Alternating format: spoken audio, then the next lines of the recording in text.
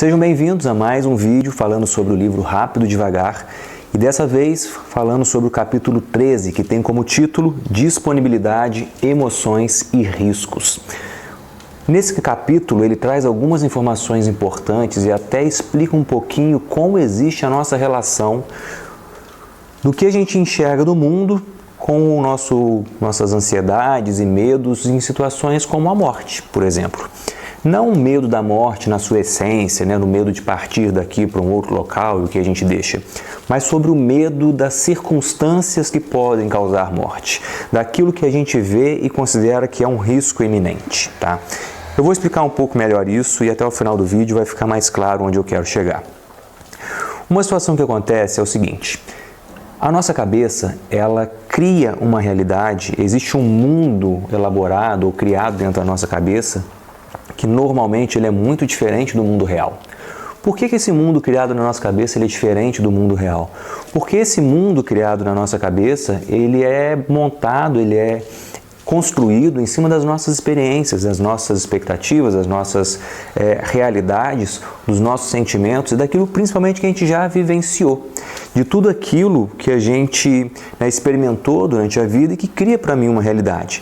Mas ele é montado também em cima daquilo que a gente tem de disponível ao nosso redor. O quanto de influências a gente recebe, seja da mídia, seja do nosso ciclo de relacionamentos, quanto a gente recebe de influência e em qual frequência a gente recebe, se é de muita quantidade ou pouca quantidade de algum tipo de informação. Então existe dentro da neurociência um termo chamado heurística do afeto.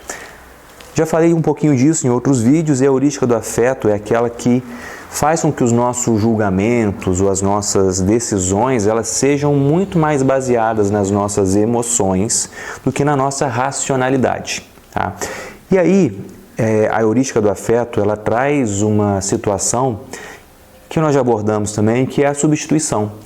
Eu substituo uma pergunta mais elaborada, que exige uma resposta mais elaborada e mais difícil, como o que eu penso sobre esse assunto, por uma pergunta mais fácil, que é como eu me sinto em relação a esse assunto.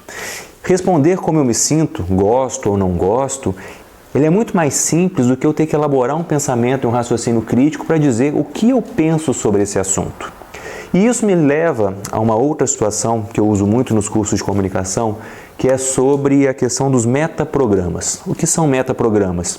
Vamos chamar de filtros. É como se o nosso cérebro tivesse alguns filtros pré-configurados, nos quais ele me ajuda a gostar mais e me aproximar daquilo que eu gosto, ou gostar menos e tentar me afastar daquilo que eu não gosto. Então, os metaprogramas são aqueles, por exemplo, que fazem com que a gente se aproxime daquilo que a gente gosta, ou seja, se aproximar do amor, ou se afaste daquilo que a gente não gosta, que é o se afastar da dor. Essa é uma tendência de comunicação que, quando a gente identifica, vira até uma forma de persuasão muito funcional e muito eficiente. Se você vê numa pessoa com a qual você está falando a identidade, ou seja, que ele gosta daquilo, quanto mais você dá argumentos que aproximam aquela pessoa do que ela gosta, mais convincente tende a ser a sua fala, porque ela tende a acreditar mais em você. E quando você vê que uma pessoa tem repulsa, não gosta daquilo, a sua proposta, a sua fala que faz ela se afastar daquilo, ela é algo que faz com que você também seja mais convincente. Então, entender o que a pessoa gosta, como ela pensa e se ela quer se aproximar daquele tema ou se afastar daquele tema, pode ser uma forma de persuasão bem funcional para o seu dia a dia. Deixa eu pensar num exemplo. O que a gente pode trazer aqui como situação? Vamos supor que a gente está falando sobre uma venda de um seguro de vida ou um seguro de automóvel, por exemplo.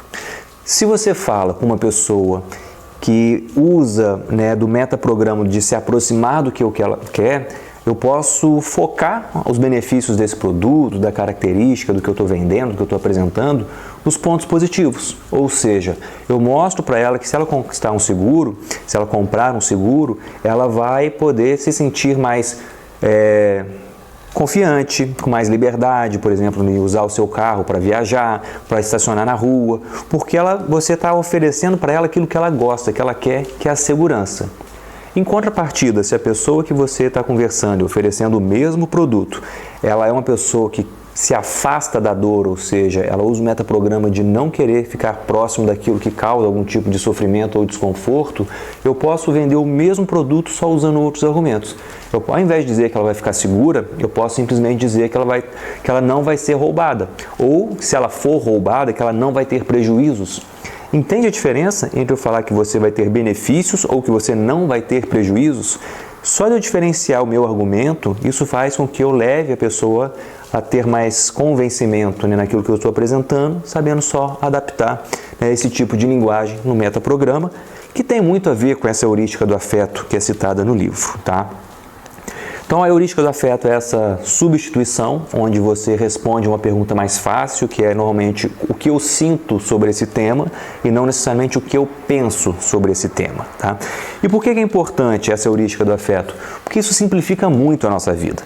No dia a dia é muito mais prático, é muito mais rápido tomar as decisões dessa forma, por mais que elas não sejam racionais, elas sejam muito mais quase que inconscientes, mas na verdade subconscientes, né, do que eu ter que parar e pensar sobre tudo. Então isso organiza a minha realidade e me ajuda a tomar decisões mais rápidas, que na maioria das vezes são efetivas, porque eu estou me baseando em sentimentos, em experiências que eu já tive no passado.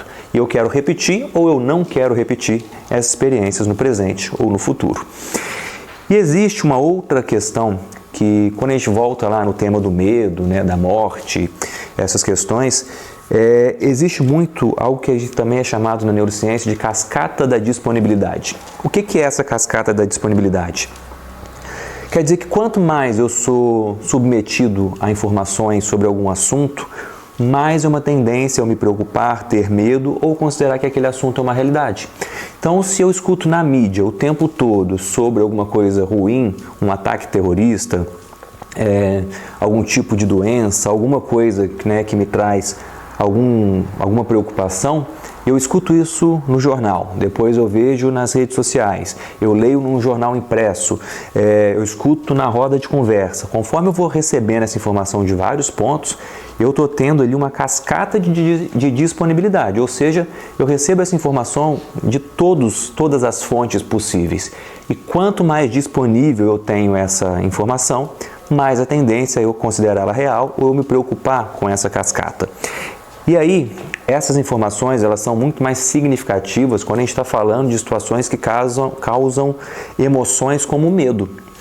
E quando a gente fala do medo, por exemplo, da morte, eu estou querendo dizer o seguinte, nessa cascata da disponibilidade, se eu estou ouvindo a todo tempo que existe uma situação de risco, que existe alguém, né, na rua que está andando armado, que tem algum maluco com uma faca no seu bairro, alguma coisa nesse sentido, por que a gente tende a acreditar nessa informação? E quanto mais ela aparece, quanto mais ela viraliza, mais isso vira uma realidade para mim. Porque diferente da informação positiva, se eu não acreditar, eu corro um sério risco.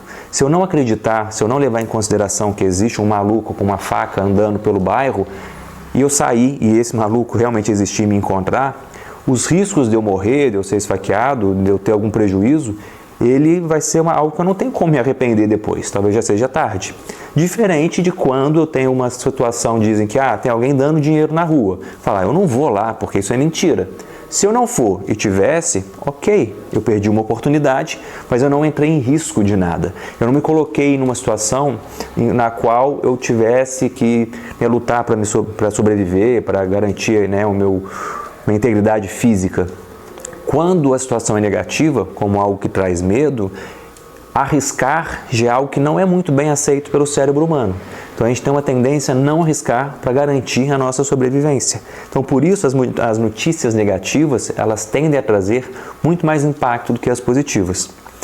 E é aí que fica a grande sacada, onde mora o grande, né, impacto, quando a gente fala, por exemplo, em atentados terroristas. Quando a gente vê na mídia, igual no 11 de setembro, quando jogaram os aviões contra as Torres Gêmeas, ou quando a gente vê notícias de homem-bomba, qualquer situação assim, por mais que no Brasil não seja comum esse tipo de situação, mas quando eu vejo isso na mídia e eu estou no local onde aconteceu, a tendência é eu acreditar que aquilo possa acontecer de novo.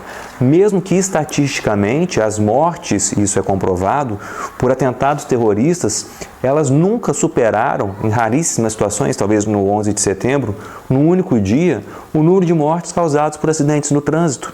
Porém, eu tenho muito mais medo desse risco, dessa situação que estou sendo bombardeado, vamos assim dizer, pela cascata de disponibilidade, do que do acidente no trânsito, que é uma realidade de todos os dias. Então, o nosso cérebro, ele tende a dar muito mais valor para aquilo que está muito mais frequente para a gente. E aí vem uma questão do medo. Então eu devo acreditar? Não devo acreditar? O medo é um dos sentimentos que serve para nos proteger. Ele tem uma finalidade. Então a gente não deve desconsiderar o medo. Se ele for desproporcional, a gente tem que procurar alguma forma de controlar isso. Talvez uma ajuda, uma psicoterapia. Mas o medo ele tem uma função. Quem não sente medo, normalmente se coloca em riscos desnecessários. E seja ele racional ou seja ele muito mais emocional, quando eu digo racional é porque eu tenho um motivo real para ter medo, ou quando eu não tenho, quando é tipo uma fobia, de qualquer forma esse medo ele traz dor e ele traz sofrimento. E por isso a gente deve sempre considerar, principalmente se for em outras pessoas, para que a gente não